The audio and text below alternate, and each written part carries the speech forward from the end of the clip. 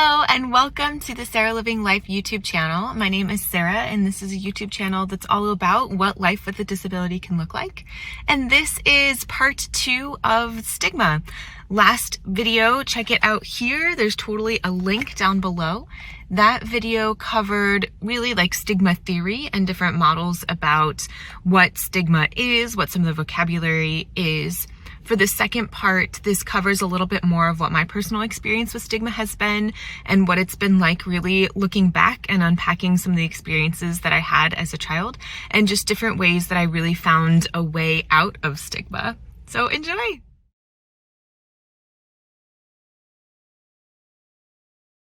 And then what happened was that I entered into 3rd grade and I went from the public school setting where there was like, 3 or 4 3rd grade classrooms into a private school setting where there was only 1 3rd grade classroom.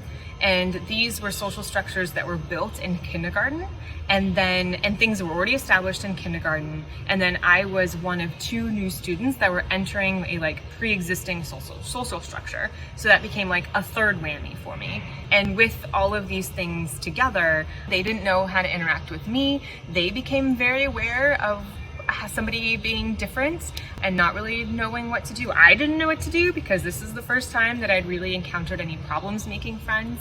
I remember needing to, day 3, 4 of school, going out at recess and asking different groups of friends if I could play with them, and they would say no. And that was really kind of okay, well, I guess I won't do that. And I don't really like sports, so I couldn't go play a basketball. I don't know. I didn't want to go pick up a basketball and play basketball. I wanted to play on the playground. I wanted to go play house, those types of things. And I remember that maybe someday somebody would let me play with them. But I remember needing to ask and then people saying no and then being really confused by that. I remember chilling, sitting down in the shade because it was really hot in Vacaville in the summertime when school started. There was one of the classmates that came up to me asking if I could go play with them, but they thought that I was the other new girl because she also had long brown hair. And so he had approached me and then saw that it was me and then actually turned around and walked away, didn't even engage it. So that became really tough. Right? Not fun. And then I remember this one group of friends actually did allow me to play with them. I asked if I could play house with them and they were I guess, but you have to be the cat because your hand looks like a paw, which I didn't really think a ton. You know what the funny thing is?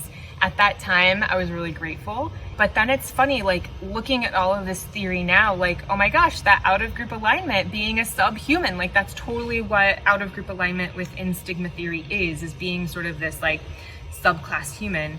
And at this point, I wasn't even able to play an actual human in house. I had to play the cat because my hand looked like a paw, whereas all the other girls that I played with all played humans. But I was just so grateful that people accepted me that I was okay with that. Right? Not fun. Beginning from there, I became a lot of things, and that's really where my self-esteem tanked, my self-concept tanked. It was really hard to find friends. I started engaging in all the concealment behavior. So 3rd through 8th grade, I would hide my hand in sweatshirts. Even starting high school, I would hide my hand in sweatshirts and would really do lots of things to just hide myself because I didn't want any attention drawn to me. And I became terrified meeting new people because I wasn't sure how they were gonna react because of that first week of that new school in 3rd grade, where this is the first time where multiple people told me no, that they didn't want to hang out with me, and I didn't really have a great outlet for being able to have that connection of how to play. And eventually I made friends, and some of these friends are great friends that I have today. It took a little bit to make them though, and they became my lifeline. So I was really thankful for them, but that experience was really tough. And I really think it's that trifecta toughness in that we moved, I started a new school. I did a little bit of Girl Scouts, which was helpful. And then I engaged in ballet and things like that outside of school. So I did have exposure to other kids that weren't the same social structures that I had in my elementary school. So that was really great. We don't have a ton of pictures of me when I was in late middle school, early high school. But in those, I'm wearing extra large sweatshirts. I think my hair is down. I definitely listen to a lot of like emo pop punk music and like rock music. It was like angry and I was like feeling things as this like emotional teenager, and had all this angst, but I loved it. And then in high school I met some really great people and some really great friends, and that became really amazing.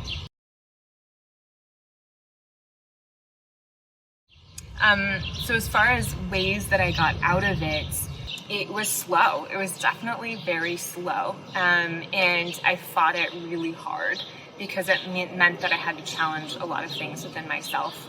But I think that there's a lot of beauty to that because this moment of like freedom now is just like so worth it. My like first reality check that I had, I was reading this book by Sarah Dessen. It's like a total high school drama. Love it. It's great. It's called, The Truth About Forever. And it has this sort of main character who, I think she's like on her way into college, and she had this long-term relationship with somebody she thought she was going to marry or whatever, and they ended up taking a break for whatever reason. She gets this catering job for the summer. And she makes friends with one of the other main girls in the story. Her name is Christy, I believe.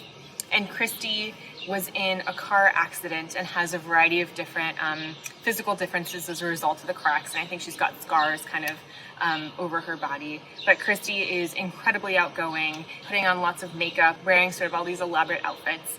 And at one point, the main character asks Christy, like, why do you sort of put on this production? And Christy says, well, they're gonna look anyway. You might as well give them something to look at. And at the time, I really needed to hear that because I had felt that I was trying so much to be invisible and to just like completely hide myself and just like not exist as a person, that I really needed to recognize that I wasn't invisible, actually, that I am like physical matter, and that I can't just cocoon myself in an invisibility cloak. I did exist, and that I had a sort of right to exist, and I had the right to take up space, and I had the right to matter. So then I really started to challenge that within myself. I mean, even walking in the hallways, I'd walk with my head down, like I would look at my feet, I wouldn't make eye contact with anybody, just because I was terrified of everyone all the time. I was very shy. It's kind of funny now, like looking back on other disability themes, like I totally don't agree with that statement for other reasons, but that's something we can get into later. Other things that came up, I then became an exchange student in high school. My junior year, I left and lived in Lake Como in Italy, which is just like fabulous, right? I mean, gosh, I like walked out of this house and onto this like Italian movie set. It was just so stunning. So that became really helpful for me because Italians like cared so much more that I was this American girl from California just like living in their town than they did about my hand. And if they were talking badly about my hand, they were talking in Italian and I didn't know what those words meant. So like I totally didn't feel that. And it was just like such a glamour dream to be running around Italy. So that was really helpful in that. And then I got to share, like I just cared so much more about Italian culture and Italian food, that really helped address some of my food anxieties that I had. And then it also helped just make me feel like I was worthy as a person. And then coming back after my exchange student year, I went back to my high school, and I then became the girl who went to Italy instead of the girl without fingers, or the girl with the Barbie hand actually is what people called me, which I totally don't really get because Barbie has all of her fingers, but like, we don't make up the names that boys give us, right? So,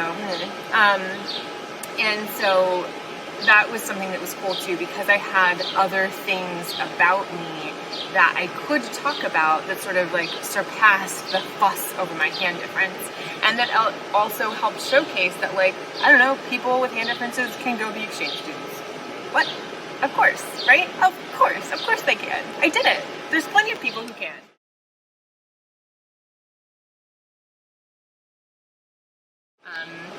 And then college was tough for a lot of reasons. And then I just became comfortable with myself, but I still did a lot to hide myself. Like I really then began to disassociate myself So my hand difference, I just kind of had ignored it. And even if I were to draw like a picture of myself in my head, I probably would have put 2 full hands on it. Like, it really became something I didn't think about, I didn't talk about.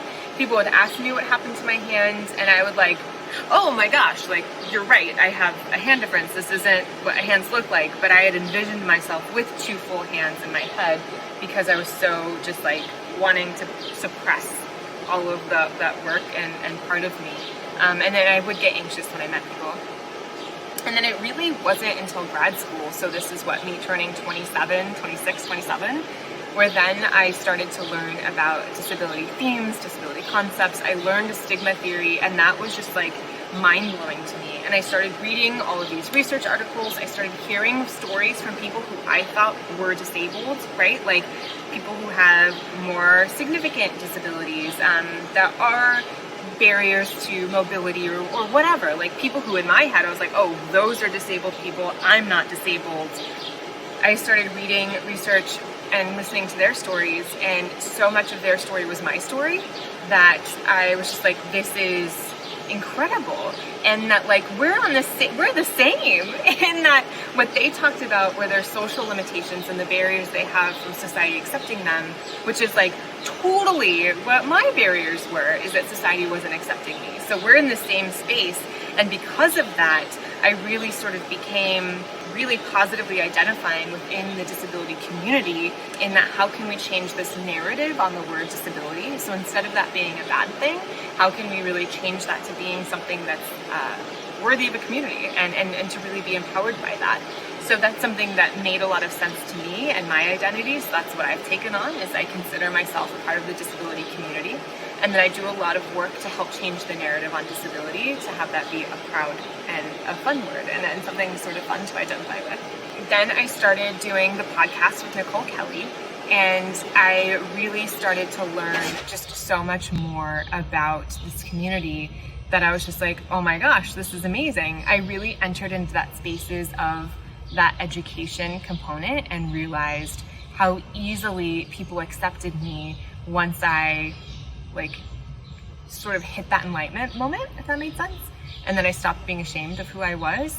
And those were just like really big moments for me. So I love that. One story that I think was a huge turning point for me, that I was out at a bar in Chicago, and I was with a couple of my friends from my clinical rotation there. And we're out on like a girls' night. We have our beers and we're sitting at this table, and then these 3 guys sort of approach the table, and Mike sits down next to me, and then Mike is chatting about whatever. He notices my hand and then asks me if I was born deformed. And at that point I was just like so fed up with answering that question for the like 27 years of my life, that I looked at him and I was like, okay, how about we try that again? Is deformed really the word that we want to use to describe ourselves? Like, no. So what are other words? Like, oh, you were born with a limb difference.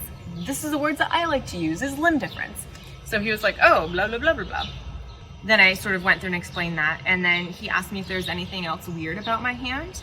And I said, really weird? Like, did we not learn anything from the first time? Like, clearly we didn't, if this is the conversation we're still having. And then he was just like, oh, blah, blah, blah, blah, blah, like couldn't really form words after that. That was just like really powerful for me, because up until that point, I would have been like, yeah, you're right, I was born deformed, and then would have been crying in the bathroom for the rest of the evening. I'm done crying in bathrooms. And it really was that point of just like fed upness that I was like, no. And then also realizing that this isn't about me anymore, but I realized that there's this whole community of people that were like me, and that if Mike is saying this about me, that means that he's saying it about all of these girls growing up. Like, Mike is saying that about them. And so like, if I don't correct Mike now, like who's gonna do it? Then are these girls gonna be crying in the bathrooms, or boys or people like crying in public spaces because of these types of comments that people are saying? And it's also not Mike's fault. Like, Mike didn't know. He never was really, that was probably the first limb different person he's ever seen in his life. So of course this is how he's gonna respond to this. And that's what really just got me thinking, that was like, we need to change all of this. So that is where like all of my work sort of rooted in, that it's like, how can we just expose people to things? And this is really that last step of that stigma theory, is being able to re-educate those around me to become more accepting of people with limb differences, to become more accepting of people with disabilities or disabled people, whichever term they prefer to use. And that is really how I've learned to combat stigma in my life. And I found that I just am so much more functional if I use both of my hands for things. And it's been really empowering to be able to wear like t-shirts in the summertime and not have to be worried about hiding my hand because I'm scared of people with English. And also, like, it doesn't matter what they think. And social constructs are silly and stupid rules, and that we should just do the things that make us happy and that we want to do because they make us happy. So, done. End of story. And that is sort of a large overview of stigma and some stories of things that I grew up with. So definitely check out all of the other things that we have on the YouTube channel. We've got lots of fun things here. It's just really what life looks like. So some of them are conversations similar to this that talk about disability themes and concepts. Others are just like, I don't know, come hang out with me while I do stuff throughout my day. Come on this like fun road trip with cool people that I love. And it's just about like, this is the complicated, beautiful, lovely, hard part of what life looks like. So definitely check it out. And make sure that you like, share, and subscribe to get new content. So thank you for being here. Thank you for hanging out for this video. And I will see you next Thursday.